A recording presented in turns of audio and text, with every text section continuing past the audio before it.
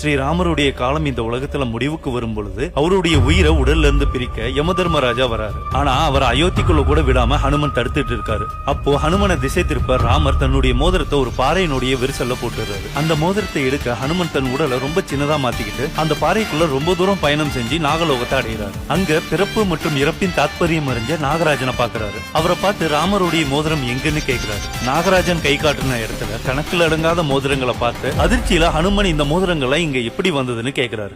இங்க இருக்கிற ஒவ்வொரு மோதிரமும் ஒரு காலச்சக்கரத்தை குறிக்குது. அதுல திரேத யுகம் இருக்கு. அதுல ஹனுமனும் ராமனும் இருப்பாங்க. எப்பெல்லாம் ராமனுடைய நேரம் அங்க முடிவுக்கு வருதோ அப்போ ராமர் மோதிரத்தை தவற விடுவார். அதை எடுக்க ஹனுமன் நாகலோகத்துக்கு வருவார். மோதிரத்தை எடுப்பார். திரும்ப பூலோகத்துக்கு போகும் பொழுது யமன் ராமரை கூட்டிட்டு போயிருப்பார் அப்படின்னு நாகராஜா சொல்றாரு. அதை கேட்டு நிலை குலைந்து போன ஹனுமன் காலச்சக்கரத்தினுடைய உண்மையை உணர்ந்து தன் உயிருக்கும் மேலா நினைச்ச ராமனை விட்டு கொடுக்கிறாரு.